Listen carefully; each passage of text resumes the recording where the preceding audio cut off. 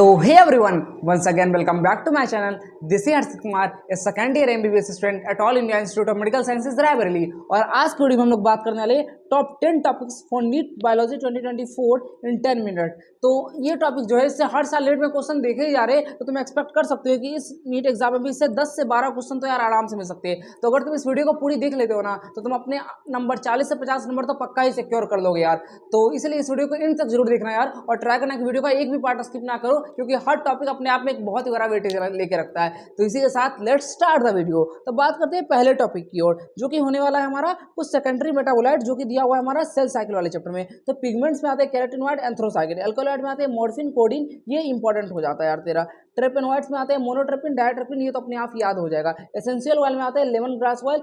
Toxins में क्या आते हैं अर्बिन और डिसिन, इसको यार तुम्हें रखना पड़ेगा। टॉक्सिन में आते हैं अर्बिन और डिसिन। लेक्टिन में आते हैं तुम्हारे कॉन्काविलिन ए। ड्रग्स में आते हैं विनब्लास्टिन और कुरकुमिन, ये दोनों जो है वो दोनों ही एंटी कैंसरस ड्रग है। तुम एडिशनल पॉइंट याद रख सकते हो। ड्रग्स जो है टॉक्सिन जो है लेक्टिन, ये तीनों तुम्हें बिल्कुल से याद रखने हैं। और पेलोमेरिक सब्सटेंस तो पता होंगे, रबड़, गम्स और सेलुलोज, ये तीन जो है ना टॉक्सिन, लेक्टिन और ड्रग्स, ये तीनों बहुत ज्यादा इंपॉर्टेंट है। अब बात करते हैं हम कुछ प्रोटीन्स के बारे में। जो कोलेजन, ये क्या है? इंट्रासेलुलर ग्राउंड सब्सटेंस है। ट्रिप्सिन, ये क्या है? एंजाइम है। इंसुलिन, ये क्या है? हार्मोन है। एंटीबॉडी क्या होता है? ये इन्फेक्शियस एजेंट के ऊपर वर्क करता है। एंटीबॉडी क्या कितने टाइप के होते हैं, इसको कमेंट करके बताना कितने टाइप के होते हैं। रिसेप्टर की बात करें तो सेंसरी रिसेप्शन होता है स्मेल, टेस्ट, हार्मोन के लिए। एक रिसेप्टर होता है ग्लूटफुल, ये काफी ज्यादा इंपॉर्टेंट हो जाता है, क्योंकि ग्लूकोज ट्रांसपोर्ट कराता है सेल के अंदर with the help of insulin. Insulin के हेल्प से ये ट्रांसपोर्ट कराता है ग्लूकोज का, तो इसका नाम क्या होता है? ग्लूटफोर, ये याद रखना अच्छी तरह से। अब बात करते हैं कोलेजन, रूबिस्को और लेस्थिन। बताओ कि तीनों में डिफरेंस क्या था? तीनों है क्या? कौन सा एनिमल वर्ल्ड में मिलता है सबसे ज्यादा, कौन सा पूरे वर्ल्ड में मिलता है सबसे ज्यादा,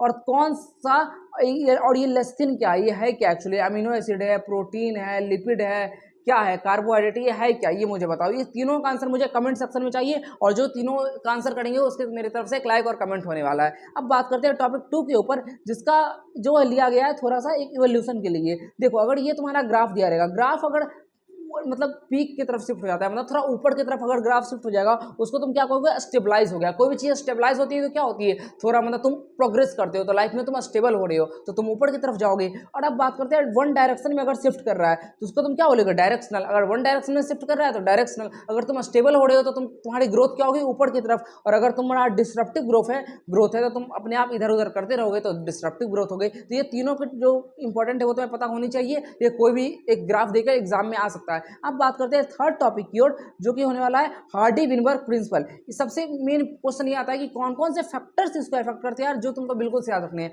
सबसे पहला होता है जीन माइग्रेशन या जीन फ्लो, दूसरा है जेनेटिक ड्रिफ्ट, तीसरा है म्यूटेशन तुम्हारा, फोर्थ है तुम्हारा जेनेटिक रिकॉम्बिनेशन, जो कि काफी ज्यादा इंपॉर्टेंट हो जाता है, और फिफ्थ है तुम्हारा नेचुरल सिलेक्शन, जो कि इसने दिया था कमेंट सेक्शन में।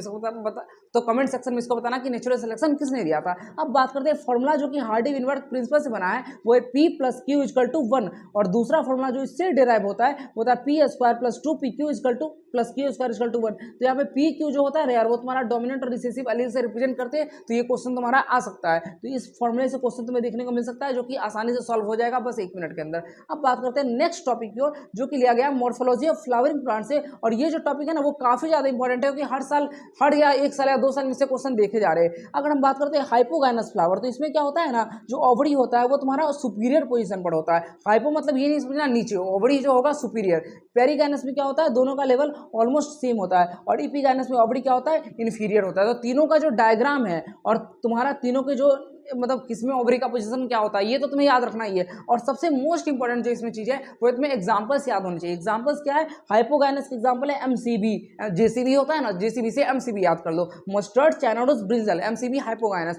बात करते हैं पेरिगाइनस की, तो होता है PRP, पम रोज पिच, ठीक है। इपिगाइनस की बात करते हैं तो होता है GC, गावा और कुकुम्बर। तो बस इस तरह से तुम्हें एग्जांपल्स याद कर दें। अब बात करते हैं नेक्स्ट टॉपिक की ओर, जो कि है तुम्हारा एंजियोस्पर्मिक एम्ब्रायो सैक। ये क्या होता है यार? तो एम्ब्रायो से एक तरह क्या होता है? फीमेल गेमेटोफाइट होता है। तो तुम अब मेरे को कमेंट करके बताओगे कि मेल गेमेटोफाइट का नाम क्या होता है। देखो, जो फीमेल गेमेटोफाइट जो होता है या एम्ब्रायो सैक होता है, वो 7 सेल्ड और 8 न्यूक्लिएट होता है। सबसे बड़ी बात तो देखो, इसमें जो चीज होती है ना यार, ये तुम्हारा सिनर्जिड सेल है, ये एक सेल है, पोलर न्यूक्लियाई, एंटीपोडल सेल है। जो सिनर्जिड सेल है, इसके पास थोड़ा सा फिलीफॉर्म एपरेटस होता है। वो क्या होता है? फिंगर लाइक प्रोजेक्शंस होते हैं। लाइक मतलब यहाँ पे मान के चलो कि पोलन ग्रेन्स आए और यहाँ पर वो मतलब अपने आप फ्यूज करेंगे, तो सिनर्जिड, तो वो जो फिलीफॉर्म सेल्स होते हैं वो उसको रास्ता देते होती है। तो यहाँ पर जो एग है, जो पॉलन ग्रेन क्या होगा, वो एग के साथ फ्यूज कर जाएगा और जिससे क्या होगा, फर्टिलाइजेशन हो जाता है। तो यहाँ पर देखा जाए तो सेल कितने हैं, तीन, तीन छः, और एक सातवां सेल जो है वो तुम्हारा सेंट्रल सेल होता है। ठीक है, सेल तो से सात ही है, लेकिन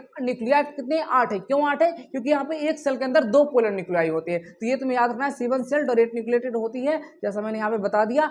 और सबसे मेन चीज जो बताया, एंटीपोलर सेल अपने आप डिजेनरेट कर जाएगी, सिनर्जी भी डिजेनरेट कर जाती है, बस एक कंबाइन होता है पॉलन ग्रेन के साथ। तो तुम्हें बस याद रखना है। और एक और इंपॉर्टेंट लाइन जो एनसीईआरटी में लिखी गई है, जो सिनर्जिड सेल होता है ना यार, वो एक के ऊपर लाई करता है।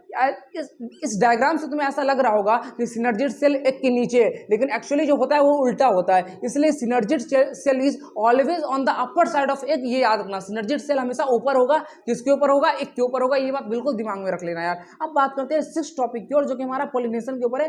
तो सब पॉलिनेशन के टाइप 3 होते हैं, ऑटोगेमी, जिटनोगेमी और जीनोगेमी। बात करते हैं ऑटोगेमी की। ऑटोगेमी मतलब क्या होता है, सेम फ्लावर पे ही पॉलिनेशन है। ऑटो मतलब सेम, समझ रहे हो, सेम फ्लावर है पॉलिनेशन होना।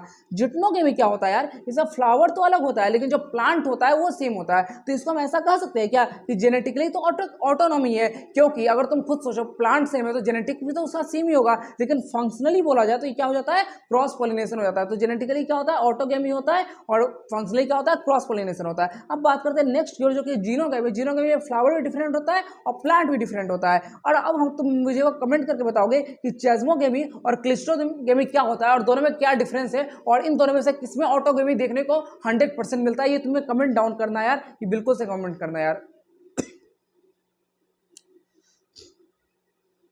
अब बात करते हैं टॉपिक 7 की ओर, जो कि है कुछ सिंड्रोम के ऊपर, जो कि सिंड्रोम बहुत ज़्यादा इंपॉर्टेंट है और ये जेनेटिक सिंड्रोम है। तो इससे एक क्वेश्चन पक्का तुम एक्सपेक्ट कर ही सकते हो। और पहला सिंड्रोम है डाउन सिंड्रोम। ये क्या होता है, ट्राइसोमी ऑफ 21।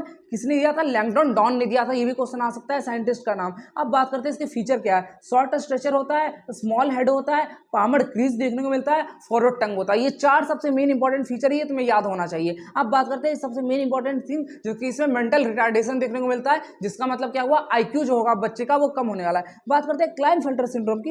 इसमें मिलता है 44 + XXY, मतलब क्या हुआ, 1 एक्स्ट्रा एक्स क्रोमोसोम, एक एक्स क्रोमोसोम एक्स्ट्रा हो जाता है। तो किसमें भी देखने को मिलता है, मेल में देखने को मिलता है। और ये क्या होता है, मेल में क्या होता है, गायनेकोमेस्टिया, मतलब मेल में एक्स क्रोमोसोम बढ़ जाता है, जिस कारण से क्या होता है, फीमेल का कैरेक्टर आने लग जाता है, जिस तरह से गायनेकोमेस्टिया हो जाता है और मेल क्या होते हैं, स्टेराइल हो जाते हैं। अब बात करते हैं लास्ट सिंड्रोम की ओर, जो कि टर्नर सिंड्रोम। टर्नर में होता है 44 + XO, ये देखने को मिलता है फीमेल में, क्योंकि फीमेल में नॉर्मली होती है 2 एक्स क्रोमोसोम, इसमें से एक एक्स क्रोमोसोम क्या हो जाता है, कट जाता है। तो जिस कारण से क्या बचा, बस X और 0 बचता है, और फीमेल क्या हो जाती है, स्टेराइल हो जाती है, और उसकी ओवरी क्या होती है, रूडिमेंट्री, मतलब काम नहीं करती है, और ये एक मोनोसोमी टाइप का कंडीशन होता है, जैसे ये ट्राइसोमी कंडीशन था। अब बात करते हैं टॉपिक 8 के ऊपर, जो कि हमारा लिया गया एल्गी के ऊपर, और ये काफी ज्यादा इंपॉर्टेंट है, जिससे हर साल क्वेश्चन देखे ही जा रहे हैं। अब बात करते हैं पिगमेंट्स ऑफ एल्गी, जो क्लोरीफाइसी में क्या मिलता है, AB, फियोफाइसी में क्या मिलता है, AC, रोडोफाइसी में क्या मिलता है, AD। इसको ऐसे याद कर लेना यार, क्लोरोफाइसी है ना, तो ये सबसे पहला आता है, ये तो याद रहेगा, AB। अब बात करते हैं रोडोफाइसी, रोडो में D आ रहा है तो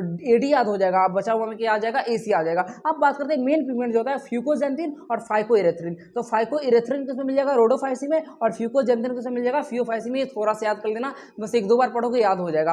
और स्टोर्ड फूड की बात करते हैं, क्लोरोफाइसी में मिलता है पायरोनोइड्स, जो कि काफी ज्यादा इंपॉर्टेंट है।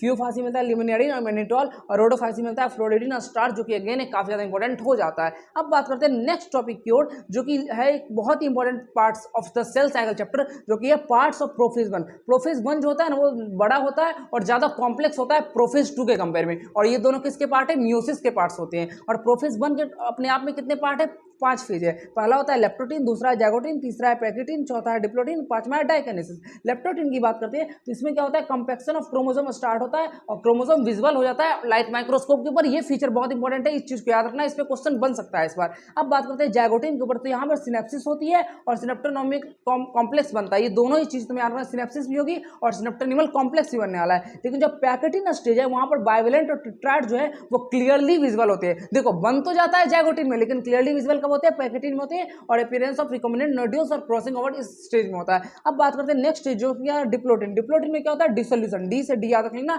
डिप्लोटीन होता है डिसोल्यूशन, जो बना है वो अपने आप डिसोल्यूट भी हो जाएगा। और चियाज़-माटा फॉर्मेशन होता है, जो कि बहुत इंपॉर्टेंट फीचर होने वाला है। अब बात करते हैं नेक्स्ट स्टेप, जो कि लास्ट स्टेप होता है डायकाइनेसिस। यहाँ पर क्या होता है, जो चियाज़-माटा बना है उसका टर्मिनाइजेशन हो जाएगा, और उसके साथ ये ट्रांजिशन टू मेटाफेज को रिप्रेजेंट भी करता है। तो अब हम बात करते हैं लास्ट टॉपिक के ऊपर, जो कि हमारा है प्लास्टिसिटी, मतलब प्लास्टिसिटी होता क्या है? तो ये हर एक प्लांट की प्रॉपर्टी होती है जिसमें वो क्या करता है ना, डिफरेंट पाथवे फॉलो करता है in response to different phase of life and environment. मतलब हो सकता है लाइफ के अलग अलग फेज में वो अलग अलग पाथवे फॉलो करे, या फिर वो हर एक इन्वायरमेंट के कारण अलग अलग पाथवे फॉलो करे। तो लाइफ के अगर हर एक फेज में अलग अलग पाथवे फॉलो किया जा रहा है तो उसको कहते हैं हेट्रोफिली। वो किसमें देखने को मिलता है? कॉटन, कोरिएंडर और लाक्सफुट में हमें ये देखने को मिलता है। और अगर इन्वायरमेंट के कारण अगर वो अपनी चीज़ों को चेंज कर रहा है उसको कहते हैं इन्वायरमेंटल हेट्रोफिली, जो कि देखने को मिलता है हम लोग को बटर कैप में। लेकिन ये वाला एग्जाम्पल काफ़ी ज़्यादा इंपॉर्टेंट हो जाता है। वैसे तो दोनों ही इंपॉर्टेंट है लेकिन ये थोड़ी ज़्यादा इंपॉर्टेंट है। तो यार इस तरह से हमारी जो 10 टॉपिक्स ऑफ बायोलॉजी है, इंपॉर्टेंट टॉपिक्स, ये हमारी खत्म होती है। तो इसे और में भी मैं आशा करता हूँ कि तुम्हें वीडियो अच्छी लगी होगी, तो इस वीडियो को लाइक जरूर से कर देना और इसके साथ ही इस चैनल को सब्सक्राइब तो जरूर से ही कर देना यार, जिससे इस तरह के कंटेंट तुम्हें और भी मिलते रहे। और अगर तुम्हें इस पूरी 10 टॉपिक्स की पीडीएफ की लिस्ट चाहिए जो मैंने पूरा लिखा है, तो वो तुम मेरे टेलीग्राम चैनल से डाउनलोड कर सकते हो, जिसका लिंक मैंने डिस्क्रिप्शन में दे दिया है। तो यार अगर वीडियो अच्छी लगी होगी तो अपने फ्रेंड्स के साथ इस वीडियो को शेयर भी जरूर करना। और इस तब तक के लिए मिलते हैं नेक्स्ट वीडियो में। पढ़ाई करते रहो और मचाते रहो। Love you all, bye bye.